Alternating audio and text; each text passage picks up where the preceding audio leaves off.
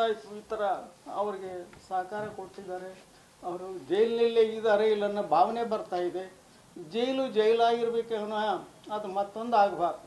ಜೈಲಿನಲ್ಲಿ ಯಾವ ರೀತಿ ಎಲ್ಲ ಸಾಮಾನ್ಯ ಕೈದಿಗಳಿಗೆ ಕೊಡ್ತಾರೆ ಆ ರೀತಿ ಇರಬೇಕವೇನ. ಇದು ನನಗೂ ಫೋಟೋ ಅಂದರೆ ನಮ್ಮ ಸ್ನೇಹಿತರು ತೋರಿಸಿದ್ರು, ಅದು ಭಾಳ ಆಶ್ಚರ್ಯ ಅನ್ನಿಸುತ್ತೆ. 4 ಜನ ಕುರ್ಚಿ ಮೇಲೆ ಕೂತ್ಕೊಂಡು ಸಿಗರೇಟು ಚಾ ಹಿಡಿದು ಎಲ್ಲಿ ಅತಿಥಿ ಗೃಹದಲ್ಲಿ ಕೂತಿದ್ದಾರೆ. ಜೈಲು ಅತಿಥಿ ಗೃಹ ಗೊತ್ತಾಗ್ತಾ ಇಲ್ಲ, ರೆಸಾರ್ಟ್ನಲ್ಲಿ ಕೂತ್ಕೊಂಡ್ರೆ ಗೊತ್ತಾಗ್ತಾ ಇಲ್ಲ. ಜೈಲಾಗಿರ್ಬೇಕು ವಿನ ಜೈಲಿಲ್ಲ. ನಾವು ಚೀಫ್ ಮಿನಿಸ್ಟರ್ ಕಂಡಾಗ ಅವರು ಖಂಡಿತವಾಗಿ ನಮಗೆ ನ್ಯಾಯ ಸಿಗುತ್ತೆ, ನಾವು ಪೊಲೀಸ್ನವ್ರಿಗೆ ಫ್ರೀ ಹ್ಯಾಂಡ್ ಕೊಟ್ಟಿದ್ದೀನಿ, ನಿಮಗೆ ತಪ್ಪಿದ ಶಿಕ್ಷೆ ಆಗುತ್ತೆ ಅಂತ ಭರವಸೆ ಕೊಟ್ಟು ನಮಗೆ ಆತ್ಮಸ್ಥೈರ್ಯ ಹೇಳಿದ್ರು. ಪೊಲೀಸ್ ಅಧಿಕಾರಿಗಳು ಕಂಡಾಗ ಕೂಡ ಅವರು ಕೂಡ ನಮಗೆ ನ್ಯಾಯಯುತ ಶಿಕ್ಷೆ ಆಗುತ್ತೆ ಅಂತಂದರು. ಇಲ್ಲಿವರೆಗೂ ನ್ಯಾಯ ಪೊಲೀಸನ್ನು ನೋಡಿದಾಗ ನಮ್ಗೆ ಆ ನಂಬಿಕೆ ಭರವಸೆನೇ ಇತ್ತು. ಕೆಲವೆಲ್ಲ ಘಟನೆಗಳು ನೋಡಿದಾಗ ನ್ಯಾಯಾಂಗನೂ ಕೂಡ ನಮಗೆ ನ್ಯಾಯಯುತ, ನಾವು ಯಾರು ತಪ್ಪಿಸ್ರು ಅಂತ ನಾವು ಹೇಳ್ತಾರೆ, ಯಾರು ತಪ್ಪಿಸಿದ್ರು ಆಗಿದ್ದಾರೆ ಅವ್ರಿಗೆ ಶಿಕ್ಷೆ ಆಗಬೇಕು. ತನ್ಮೂಲಕ ನನ್ನ ಮಗನಿಗೆ ಶಾಂತಿ ಸಿಗಬೇಕು. ಏಕೆಂದರೆ ನನ್ನ ಮಗನ ಕಳ್ಕೊಂಡದ್ದು ನನಗೆ ಗೊತ್ತು ಏನಂತ. ಅವ್ರಿಗೆ ಆರಾಮಾಗಿ ಕೂತ್ಕೊಂಡ್ರಿಗೆ ಯಾರಿಗೆ ಗೊತ್ತಿರ್ತೈತೆ. ಇದು ನಿರ್ದಾಕ್ಷಿಣ್ಯವಾಗಿ ಸರ್ಕಾರ ಇದ್ರ ಬಗ್ಗೆ ತನಿಖೆ ಮಾಡಬೇಕು. ಅವ್ರಿಗೆ ಯಾವ ರೀತಿ ಕೊಟ್ಟಿದ್ದಾರೆ, ಯಾರು ಕೊಟ್ಟಿದ್ದಾರೆ, ಅವ್ರಿಗೆ ಶಿಕ್ಷೆ ಕೊಡಬೇಕು. ಇದ್ರ ಮುಖಾಂತರ ನಾನು ಸರ್ಕಾರವನ್ನು ಸರ್ಕಾರನ ಕೈ ಮುಗಿದು ಕೇಳ್ಕೊಂತೀನಿ. ಅವರು ಇದು ತಪ್ಪಿಸಿದ್ರೆ ಆಗಬಾರ್ದು. ಅದು ಸರ್ಕಾರ ಇಲ್ಲಿವರೆಗೂ ನಂಬಿಕೆ ಇಟ್ಕೊಂಡು ಜನ ಸರ್ಕಾರ ನಂಬಿದ್ದಾರೆ, ಪೊಲೀಸರು ನಂಬಿದ್ದಾರೆ.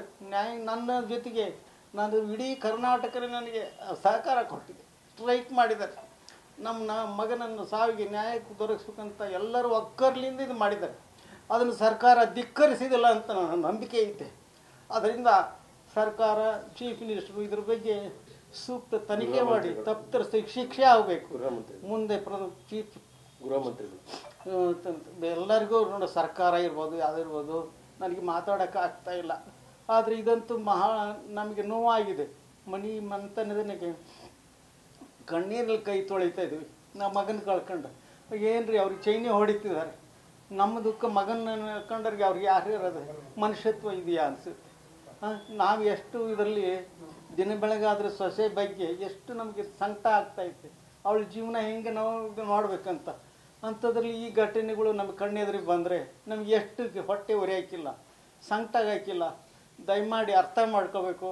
ನ್ಯಾಯಾಂಗ ಇರ್ಬೋದು, ಸರ್ಕಾರ ಇರ್ಬೋದು, ಪೊಲೀಸರು ಇರ್ಬೋದು, ಏನು ಕಾನೂನಿದೆ ಕಾನೂನು ಪ್ರಕಾರ ಅವ್ರಿಗೆ ಇದನ್ನು ಮಾಡಬೇಕು ಅಂತ ನಾನು ಕೇಳ್ಕೊಂತೀನಿ. ನನಗೆ ಮಾತಾಡೋಕ್ಕೆ ಬರ್ತಾ ಇಲ್ಲ, ಹೋಗ್ತಾ ಇದೆ. ದಯಮಾಡಿ ಸರ್ಕಾರ ಕೇಳ್ತದೆ ಅಷ್ಟೇ. ಈ ತಪ್ಪನಿಗೆ ಸರಿಯಾದ ನ್ಯಾಯ ತನಿಖೆ ಆಗಲಿ.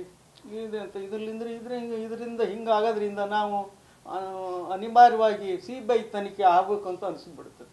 ನಾವು ಪೊಲೀಸ್ ಮೇಲೆ ಅಪೀನಾದ ನಂಬಿಕೆ ಇದೆ. ಎಲ್ಲರೂ ನಮಗೆ ಭರವಸೆ ಕೊಟ್ಟಿದ್ದಾರೆ. ಅದು ಸುಳ್ಳಾಗಬಾರ್ದು.